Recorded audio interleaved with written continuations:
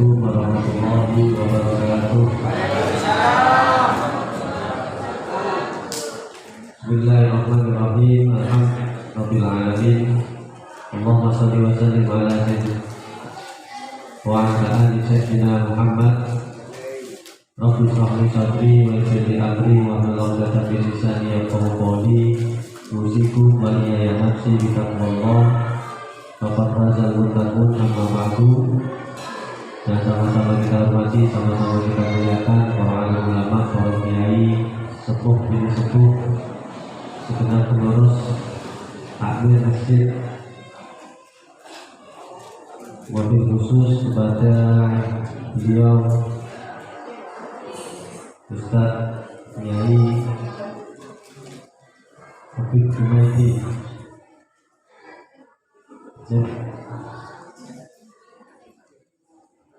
Qasimullah Ustaz Ismail,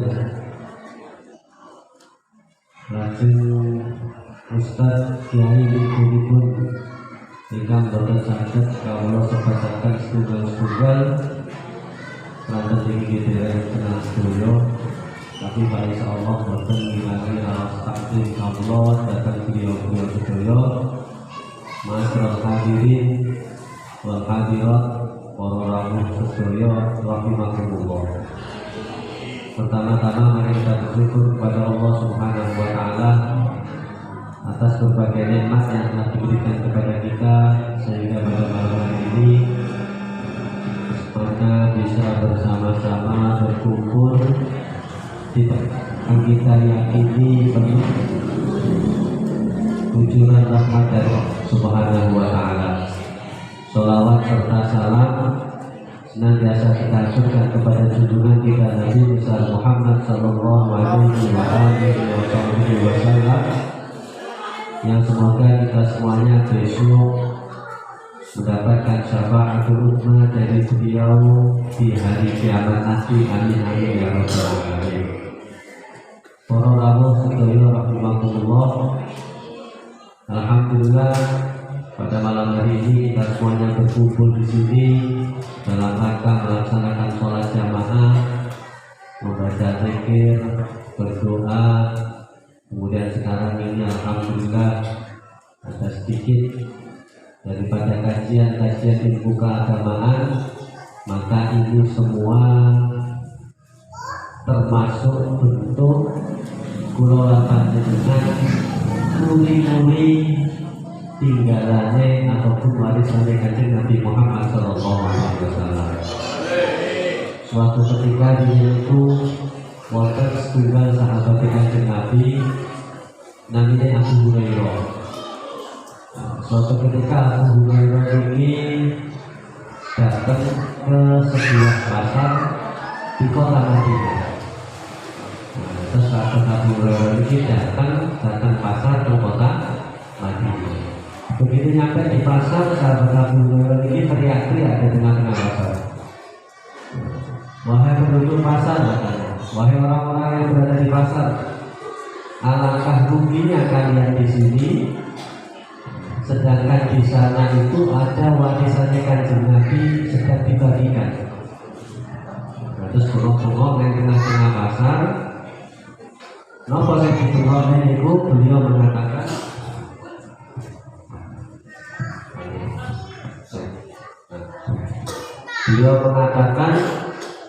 wahai penduduk pasar, katanya, itu ada warisannya Kanjeng Nabi di bagiannya. Kenapa kalian masih di sini?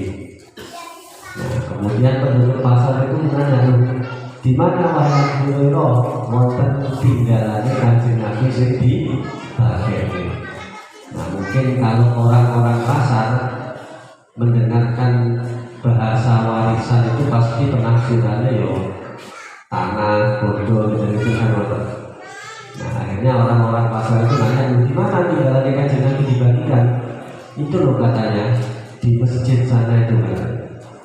Nah, kemudian orang-orang pasar itu pergi menuju ke masjid, berbondong-bondong menuju ke masjid dengan gambaran di sana itu sedang dibagikan daripada warisannya Kanjeng Nabi. Begitu nyampe masjid, dia nggak mendapatkan apa-apa orang-orang tersebut. Nah setelah itu nggak lama butuh kayaknya opo-opo sing tidur nih. Nah orang-orang tadi kembali lagi ke pasar, komplain sama yang namanya sahabat Abu Hurairah. Abu Hurairah katanya, kamu tadi bilang di masjid ada pembagian warisannya Kanjeng Nabi. Kita ini sudah datang ke sana, kita tidak mendapatkan apapun dibagi di sana. Awal ini sekolah kono, tapi orangnya apapun yang dibagikan. Kemudian Abu Hurairah tanya sama mereka, loh, kalian tadi waktu ke masjid itu nggak melihat apa-apa di sana? Ya kita melihat di sana itu ada orang yang baca Al-Quran, ada orang yang melakukan sholat, ada orang yang sedang mendengarkan kajian-kajian keagamaan. Jadi mereka kenal haram. Kemudian ada juga yang membaca Al-Quran dan sebagainya. Kemudian sahabat Nabi mengatakan, loh, gimana sih kalian itu katanya? Itu semua tadi merupakan warisannya Kanjeng Nabi. Maka alhamdulillah malam hari ini duduknya kita di sini merupakan salah satu bentuk bahwasanya kita ini nguri-nguri salah satu daripada warisannya Kanjeng Nabi. Ya ilmu, ya zikir, ya melakoni ibadah. Disebutkan bahwasanya man kharaja fi thalabil ilmi fa huwa fi sabilillah hatta yarji'a. Ya orang-orang yang keluar dari rumahnya dalam rangka melakukan ibadah ataupun menuntut ilmu, maka orang tersebut mendapatkan predikat sebagai orang yang fisabilillah. Ya, fisabilillah sampai kapan? Sampai dengan dia kembali lagi ke rumahnya. Jadi coro ngapunten, coro kinggung kalau pas ngaji ngeten ditimbali dari Gusti Allah. Nah, ini insyaallah dengan husnul khotimah. Amin Allahumma. Jadi muni amin kalau siap. Nah, tapi seperti itu. Jadi man kharaja fi talabil ilmi, barang siapa yang keluar dalam rangka menuntut ilmu, kados keluar dengan ini, maka sesungguhnya orang tersebut fi sabilillahi hatta yarji'a, sampai dengan kembali ke dalam kembali ke rumahnya masing-masing. Nah, bahkan disebutkan di riwayat lain, man ja'ahul mautu. Nah, kados kula barang siapa yang tiba-tiba ditimbali oleh Gusti Allah ataupun ajalnya datang. Nah, pastinya kita semua ini yang hidup di dunia cepat atau lambat pada waktunya akan kembali kepada Allah Subhanahu wa taala. Terus ya. Pokoknya saya sama wasul dengan itu. Betul-betul. Manja'ahul mautu, maka barang siapa yang ajalnya datang, wa huwa yatlubul ilma, sedangkan dia dalam keadaan menuntut ilmu, ya, maka salah satu keutamaan yang diberikan oleh Allah Subhanahu wa taala kepada orang tersebut, artinya orang yang istiqomah mencari ilmu. Nah, kok dibalas kesari takdir, ditakdirkan oleh Allah Subhanahu wa taala ajalnya itu datang dalam keadaan dia menuntut ilmu, maka disebutkan la yuhiyatihim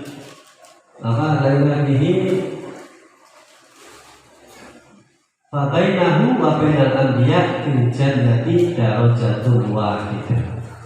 Maka dia besok akan dibangkitkan dari alam kuburnya, di akhirat nanti akan disejajarkan derajatnya bersama para nabi. Baru kayak apa? Nuntut ilmu, syukur-syukur ditakdirkan meninggal dalam keadaan menuntut ilmu. Maka dulu itu sering ya ada orang-orang alim itu tetap istiqomah hadir pengajian. Ya, meskipun kadang-kadang sing ngaji kuwi jane ya lek ilmune kalangan ya. Nah, tapi karena pun sepuh ngasih kesempatan yang mudah-mudah dan yang sepuh ini tetap hadir. Nah, ketika ditanya, loh, Syekh, ini ada nopo kalau jenengan pangga istiqomah dari pengawas, namun jenengan ini pun nganu. Nah, salah satu alasnya beliau membawakan hadis tersebut. Ya, bahwasanya pulau ini ingin lagi takdir tinggal, muka-muka pulau ini meninggalkan majelis ilmu. Karena kenapa keutamaannya itu ya, akan dipastikan bersama satu derajat kali utusannya Gusti Allah. Mungkin kalau panjenengan sedaya dapat anugerah husnul khotimah. Amin. Ya Rabbal alamin. Terus kula lan panjenengan urip niki bijane mek mampir persiapan menuju kematian. Jadi itu Kanjeng Nabi Muhammad SAW suatu ketika beliau itu tidur di atas karpet, ya bukan karpet kaki dan tikar. Terus Kanjeng Nabi itu kebiasaan beliau itu tidur di atas apa? Di atas tikar. Tikar yang terbuat dari pelepah kurma. Kemudian para sahabat nyawang, ya para sahabat nyawang Kanjeng Nabi kok film di atas tikar yang terbuat dari pelepah kurma. Disebutkan bahwasanya kadang-kadang kalau bangun dari tidur itu membekas, di pipi beliau itu membekas, bekasnya tidur di atas di tikar. Jenengan oleh film pendukung tikar biasanya kan bekas ya. Dan ukur seperikat berapa bekas ya. Nah, kemudian para sahabat nyawang Kanjeng Nabi itu prihatin, mesake loh macamnya. Ya Rasul katanya, jenengan kan tiang sing paling mulia di sisi Allah Subhanahu Wa Taala. Enten apa kon jenengan kayak saya itu kok di atasnya tikar sampai kadang-kadang ngecat. Padahal kata sahabat itu raja-raja Romawi itu, para raja-raja dulu itu kalau tidur di atas permadani dari sutra. Dan jenengan ini kok manusia yang paling mulia di sisi Allah kok tidurnya di atas tikar sampai pecah. Iki cara awak dewe damel khusus damel panjenengan ini kita siapkan tempat tidur yang nyaman di mana aja nanti. Lantas apa jawab beliau? Kanjeng Nabi ini kan manusia yang memilih untuk sederhana, manusia yang memilih untuk miskin lah kalau ngomong. Nah berbeda kalau awak dewi, awak dewi ini kepaksa miskin ya, berhubung saya miskin ya, dia naik ya bersyukur ya, Allah menerima. Timbangnya dunia susah, atau dengan akhirat susah kan. Jadi nerima tetap so. Ada Kanjeng Nabi betul-betul Kanjeng Nabi ini memang beliau ini memilih untuk hidup sederhana, memilih untuk hidup miskin. Salah satu doa beliau yang masyhur, Allahumma ahyini miskinan. Kemudian wa'aminni miskinan. Wahsurni ma'azul rotan masakin. Jadi beliau berdoa, Gusti Allah, muka-muka kalau niki dados tiyang sing miskin mawon. Ya miskin di sini ada beberapa tafsiran. Ya ada yang menafsirkan secara zahir ya miskin artinya tidak berkelimang harta.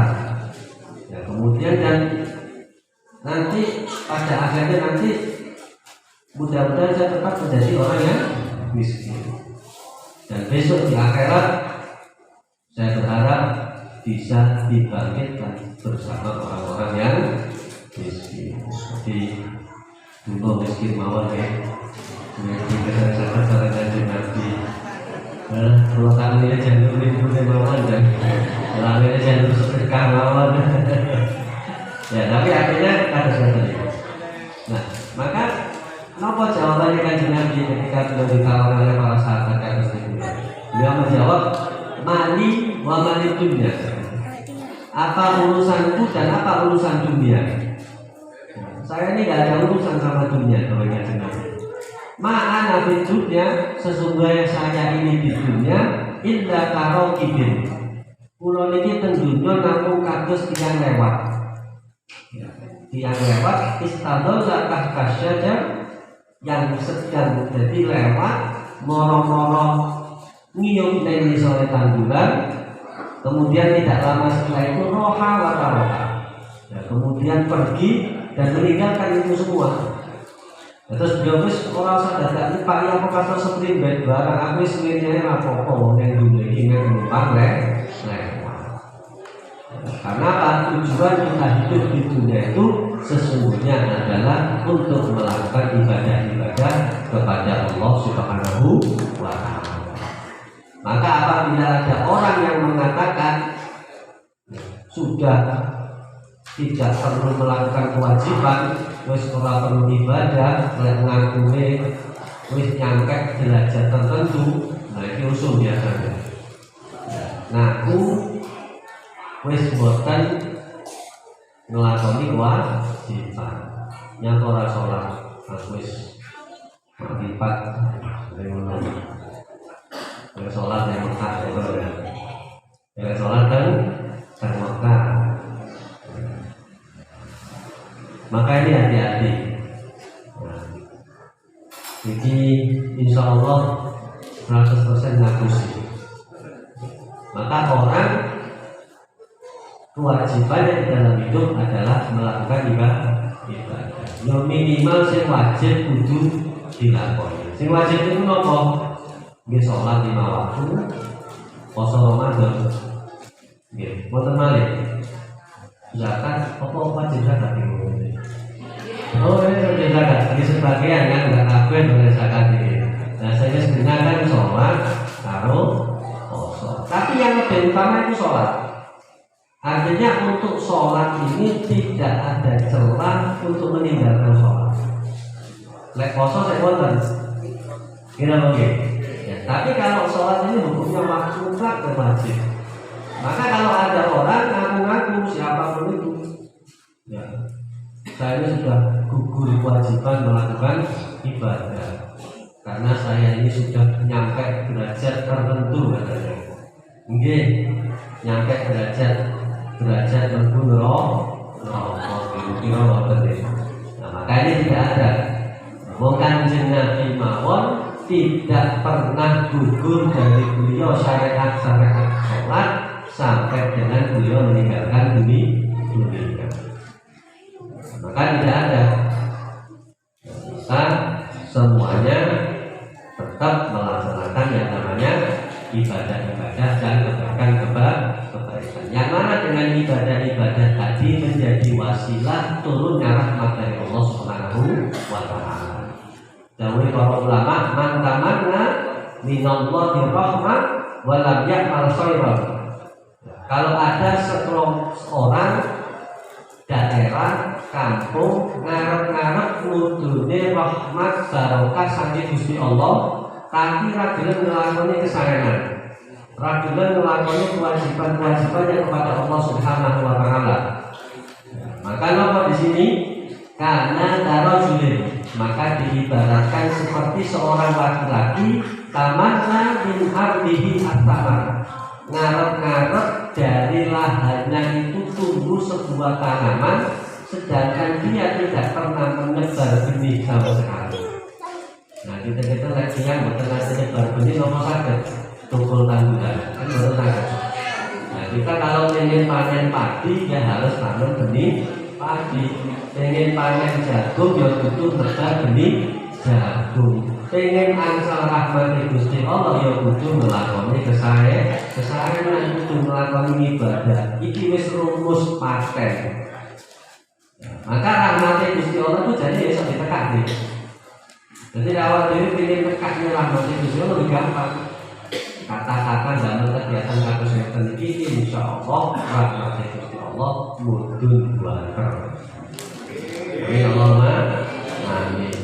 Wonten di sebaliknya, kalau kita naudzubillah min dzalik banyak melakukan kemaksiatan, maka jangan sampai bisa jadi nanti murkanya Allah akan turun kepada ibadah. Bentuk murkanya Gusti Allah itu bukan mesti orang banjir, bukan mesti orang.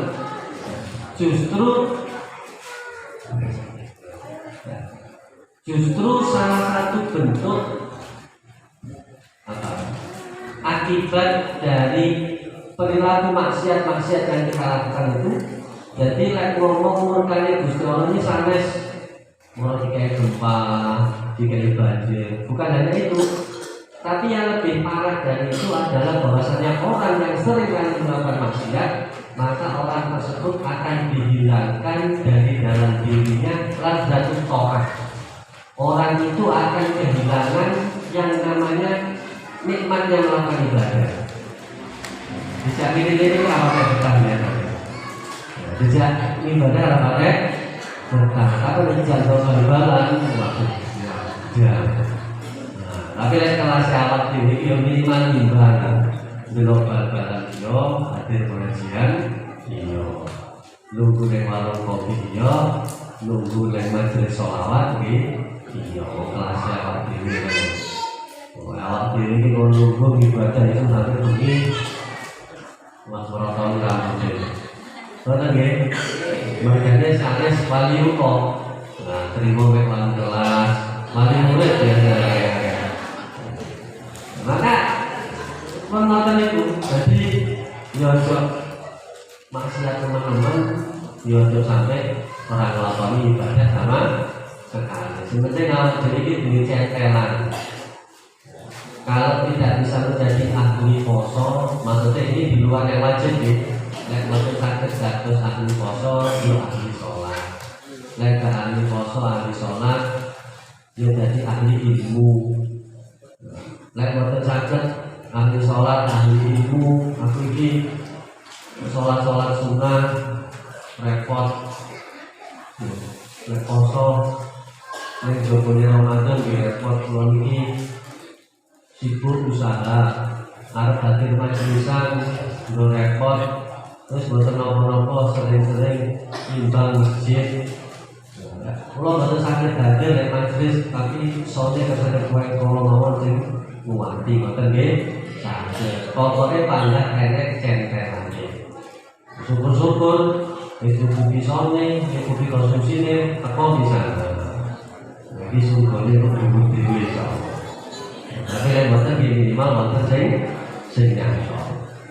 Maka mari kita ini mumpung masih diberi kesempatan oleh Allah Subhanahu wa Ta'ala untuk bisa melakukan ibadah-ibadah, kita maksimalkan ya, sebelum datang yang namanya nopo ajal. Nah, nanti kalau sudah datang ajal kita, la yastaqbiluna sa'ah wa la yastaqbilun, tidak akan dimajukan sedikit ataupun dimundurkan sedikit. Dan Al-Quran itu disebutkan bahwasanya ada penyesalan seseorang. Sampai-sampai di situ disebutkan Robbi laula akhortani ila ajalin qarib.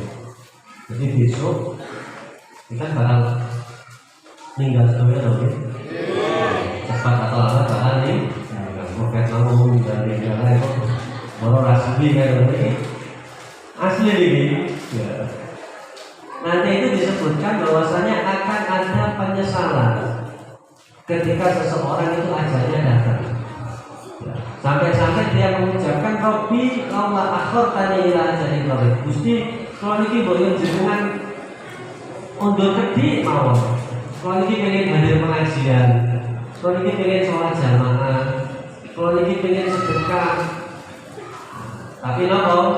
Dijawab sama Gusti Allah, wala yu'akhirullahu nafsan idza jaa ajaluha. Sesungguhnya Allah Subhanahu wa Ta'ala tidak akan pernah mengundur sedikit pun daripada ajal seseorang ketika sudah datang ajalnya. Nah, maka jangan sampai kita muncul yang namanya penyesalan. Bahkan penyesalan ini muncul tidak hanya kepada ahli maksiat. Orang yang sudah menjalankan ketaatan pun kadang-kadang menyesal. Tapi beda menyesali sama orang-orang jangan melakukan ketaatan. Dan terus itu Kanjeng Nabi gak ada setunggal sahabat. Namine Sya'ban. Terus kanjeng Nabi kena sahabat namine sinten? Sya'ban. Sya'ban ini punya kebiasaan yang bagus. Beliau ini istiqomah melakukan sholat 5 waktu di masjid dan secara jamaah. Padahal, nah ini padahal jarak antara rumahnya Sya'ban dan masjid ini kalau ditempuh dengan jalan kaki itu bisa sampai 2 jam. Jam. Mungkin saya paling aku bilang jam. Mungkin saya ingin mulai cerita ya sama Om Aida. Lalu mulai lagi. Nah, Sya'ban ini 2 jam waktu.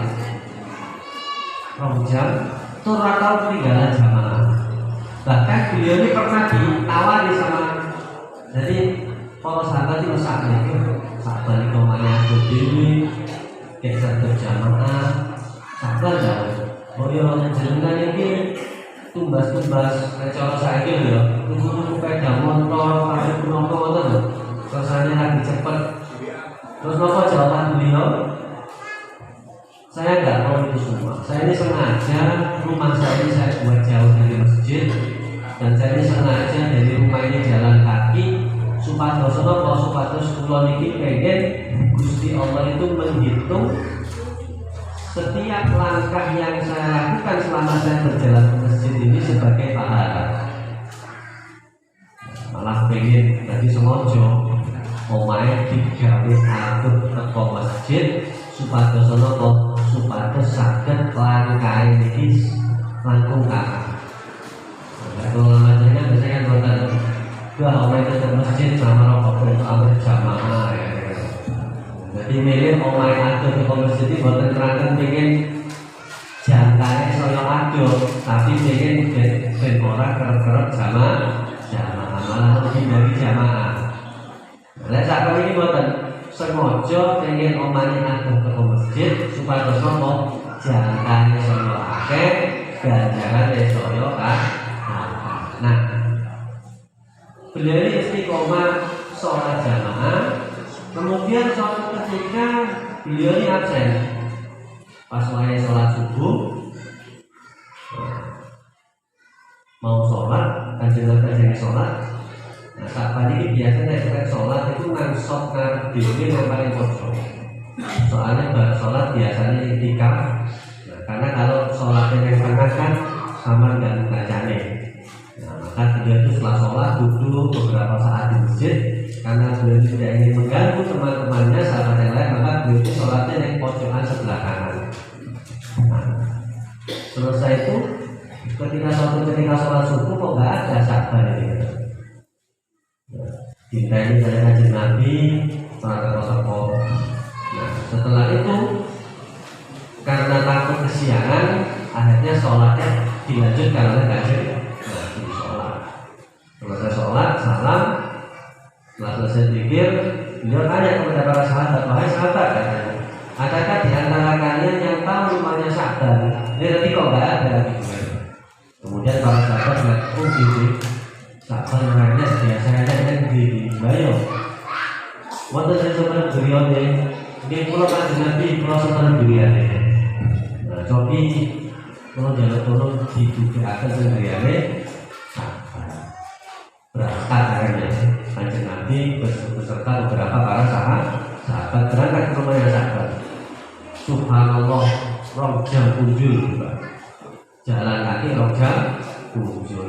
Begitu sampai di rumah Sya'ban, juga mengatakan Subhanallah kata kanjeng Nabi. Ternyata jauh juga ya yang namanya Sya'ban ini. Melaku aja 2 jam. Subhanallah Sya'ban. Begitu sampai di rumahnya Sya'ban, diketok pintunya itu. Assalamualaikum, kanjeng Nabi. Waalaikumsalam, istrinya keluar. Apakah benar yang punya Sya'ban? Bila pas kanjeng Nabi tinggal di Sya'ban, pulau garwane. Loh, ini tadi kok dengar yang Sya'ban gak sholat, ini apa? Kemudian saya menjawab sambil meneteskan air mata. Ngapunten kanjeng Nabi, niki wonten nggih mawon Sya'ban langsung terjadi alias ini meninggal guru kata lamaan obat ternyata nopo meninggal demi dunia. begini cuma ini wonten setunggal ingkang ajeng kula tangetaken dhateng panjenengan. Apa itu? Sesungguhnya suami saya Sa'ban ini katanya, sebelum beliau meninggal ini beliau mengucapkan beberapa kata. Kalau ini bingung ajeng nafsiri kata-katanya itu apa sih diantara kali Sa'ban itu? Sa'ban ini saat dia meninggal beliau itu nyawang yang dhuwur sambil mengucapkan beberapa kata seakan-akan beliau ada penyesalan. Napa mawon itu yang diucapkan? Pertama dari Nabi beliau itu mengucapkan aduh katanya. Kok gak duwe aduh? Bahwa yang pertama aduh, kok gak duwe aduh.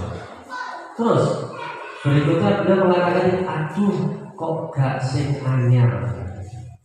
Nah terus omongannya sing siji aduh nyako ora kabeh. Iki lek bahasa Blitar maksudnya. Nah itu beda bahasa Arab. Oke. Terus pertama aduh kok gak luwe aduh. Aduh kok gak sing anyar. Sing nomor terus apa? Aduh kok gak kabeh. Niku diucapkan sampai 3 kali ya teman-teman. Oh ngoten nggih. Diucapkan sampai 3 kali baru setelah itu beliau wafat. Nah, kemudian dijelaskan, ngeten lho saya. Besok katanya, setiap orang yang datang ajalnya, maka dia oleh Allah Subhanahu wa taala akan dibuka matanya itu untuk bisa melihat. Nah, terus benjing sedaya ingkang ajeng meninggal, itu pandangannya akan dibuka oleh Allah Subhanahu wa taala. Orang tersebut seakan-akan sudah tahu bahkan di mana tempatnya nanti. Kalau orang dia ambil khair, orang ahli kebaikan, maka dia akan sudah ditampakkan. Iki lo sesuk panggonanmu, iki lo sesuk balasan ganjaran amal perbuatanmu selama hidup di dunia. Makanya lek wong ngapun, lek wong biasa hilang kare ngoten kok. Lek teko ajane lha mel ngono. Karena yo teko den yo. Maka sahabat ini, beliau ini ketika akan wafat sudah ditunjukkan oleh Allah Subhanahu wa taala. Jadi ijabah itu dibuka. Yang pertama kenapa kok Sa'ban itu ngomong aduh nyapa orang aduh. Ternyata ketika beliau akan wafat ditunjukkan oleh Allah Subhanahu wa taala akan besarnya pahala ganjaran yang diberikan oleh Allah sebagai pengganti jalannya dia tiap hari menuju ke masjid. Begitu Sa'ban ini ngerti, ya Allah, tiba-tiba saat ini akhirnya ganjarannya. Dia nyesel, aduh, nyapa dia kok gak duwe, aduh. Lek ngerti ganjarannya kok ini Gusti jadi, ojo orang jam 5 jam tak lakoni. Ojo orang jam 5 jam tak lakoni. Begitu dia ditunjukkan oleh Allah Ta'ala, ganjarannya saat ini akhirnya laki-laki muncul, aduh, nyapa dia gak duwe. Dan tulis satu di jamaah masih ada banyak. Nah terus sing nomor kan Nabi. Nyapa kok mau aduh gak sih hanya dulu itu pernah katanya Sa'ban itu ketika akan menuju ke masjid, waktu ketika musim dingin dia itu punya baju baru dipakai. Nah begitu akan berangkat ke masjid keluar rumah hawanya dingin. Nah, berhubung gak kuat adem, akhirnya balik mana yang berhubung omah, yang lagi rangkepan. Nah, begitu pakai baju rangkepan, kan rambutnya double. Sing itu anyar, sing jopo bekas. Nah, begitu di jalan dia ketemu orang sedang kedinginan. Nah, berhubung kesaknya Sa'ban gimana kelambine sing siji, sing lawas ini sing double dan gimana diwekne wong iman. Nah, lagi-lagi begitu beliau akan wafat dibuka, ditunjukkan pahalanya oleh Allah Subhanahu wa taala akan ganjaran dhek ngumpai di bekas. Ditutup lagi loh. Ganjaran itu sak meniki pas ngumpai tadi bekas kan. Akhirnya nyesel lagi. Ya Allah, saran. Ganjarannya gede gini biyen gak pakai kursi bekas jadi. Kursi gini sing anyar sing tak ngono. Nyapa kok sing bekas? Terus kacau kan dia kan. Nah, kasus yang terakhir, aduh kenapa nggak semua? Nah, ternyata Sya'ban itu karena rumahnya jauh dari masjid, maka beliau itu punya kebiasaan setiap berangkat ke masjid beliau itu membawa sepotong roti dan segelas susu. Botol lah karena waktu itu. Maka suatu ketika beliau berangkat di tengah jalan ketemu orang yang sedang kelaparan. Misalnya yang bilang, roti, kalau tak kenal aku mangan apa kan dulu. Harus tak dulu separuh tawarnya, separuh tak pakai. Jadi separuh dipotong sama dia, separuh dimakan, dan separuh dikasihkan kepada orang yang kelaparan tadi. Dan lagi-lagi ini katanya Kanjeng Nabi, begitu Sya'ban akan wafat, beliau akan meninggal, ditunjukkan gede pahalanya yang nuweno roti separuh itu. Waduh, laki-laki Sya'ban, Masya Allah Gusti, iki ro ngerti kan roti separuh yang sama ini, lu biyen tak weno kan? Dan ini katanya Kanjeng Nabi, hal semacam ini nanti yang akan dirasakan oleh setiap orang ketika beliau akan kembali kepada Allah Subhanahu wa Ta'ala. Bahkan orang yang melakukan kebaikan pun menyesal. Artinya penyesalannya semacam itu tadi. Kenapa dulu kurang maksimal? Tapi ya setuju kan? Itu ganjar. Maka monggo kalau panjenengan ini mumpung masih dikasih kesempatan oleh Allah Subhanahu wa Ta'ala. Mumpung belum teko jahe. Lek ngamal ibadah jam setengah juga. Bener ada itu mau. Tapi yo lek timbang ora ya pambati. Saiki mau dhewe iki lek dibandingke timbang ora lho, Pak.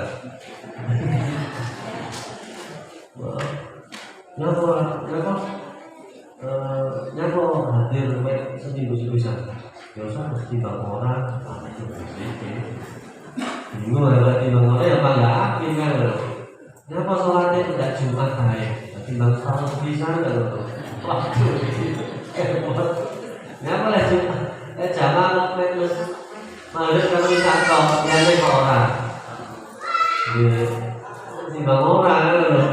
Waduh, ketemu aliran timbang orang ini repot. Angel kan?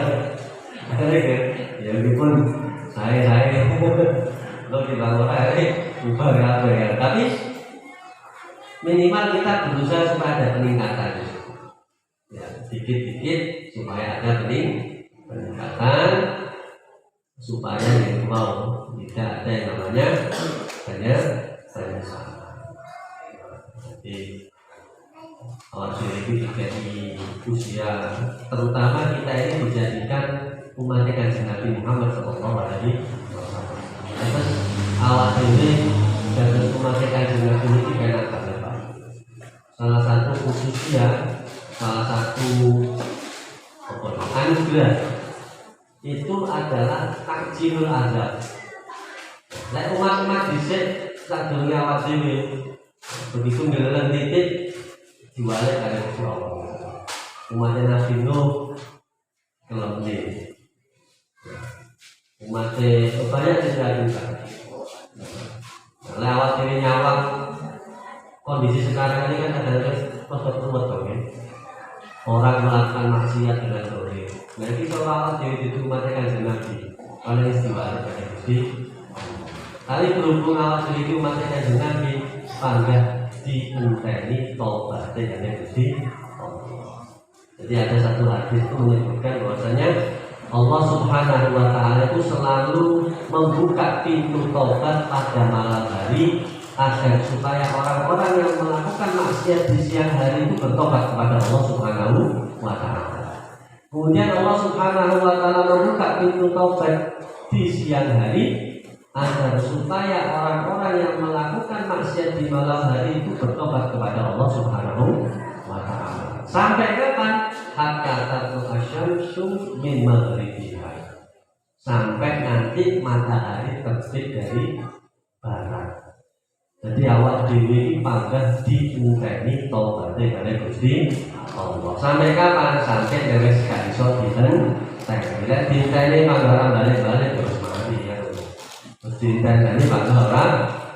Makanya alhamdulillah banyak sekali kesempatan yang diberikan oleh Allah Subhanahu wa taala kepada kita, banyak anugerah-anugerah yang diberikan oleh Allah Subhanahu wa taala kepada kita. Kita yang diberi usia, dijadikan manusia, dijadikan umat Kanjeng Nabi Muhammad SAW, maka mudah-mudahan itu semua bisa menjadikan kita sebagai orang-orang yang baik di sisi Allah Subhanahu wa taala, bisa memotivasi kita untuk terus melakukan kebaikan-kebaikan kepada Allah Subhanahu wa taala sampai pada puncaknya nanti kita semuanya mendapatkan anugerah husnul khotimah. Amin amin ya rabbal alamin. Itu saja yang bisa saya sampaikan. Semoga apa yang saya sampaikan ini bisa bermanfaat untuk kita semuanya, baik di dunia dan lebih besok ya. Amin ya robbal. Jadi saya pikir hari ini. Mudah-mudahan kurang lebihnya saya mohon maaf apabila ada tutur kata, tutur sikap yang kurang berkenan hati. Usikum ba'da nafsi. Assalamualaikum warahmatullahi wabarakatuh. Kayaknya tak coba tidak paling kilat ini buat boleh mati juga. Ini cara-cara mungkin mati kan. Bismillahirrahmanirrahim. Ala hadiriyah wa ala kulli niyatin shalihah wa ila hadratin Nabi Mustafa Muhammadin sallallahu alaihi wasallam. Al-Fatihah. Bismillahirrahmanirrahim. Alhamdulillahirabbil alamin.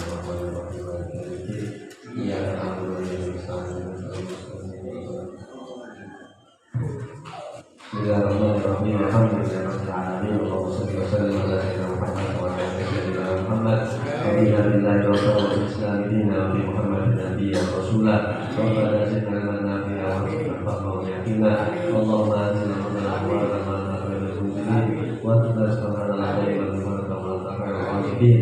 Allahumma ba'na wa 'allamtana wa 'allimna ma yanfa'una wa zidna uluman tanfa'una bihi fid dunya wal akhirah. Allahumma rabbana taj'alna wa tafaqqana lima tafaqqana rasulna wa la ta'tina wa la minna syafiyan wa la mahruма. Rabbana hab lana min azwajina wa dhurriyyatina qurrata a'yunin waj'alna lil muttaqina imama.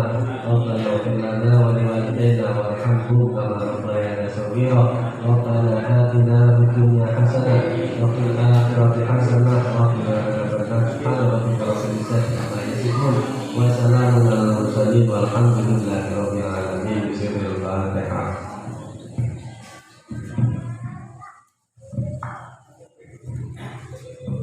Maka dengan mau mengawasan kita dulu menjadi kita sesaja ambil hikmahipun mugi kita saja pakai malih wonten ing malam swasa wangun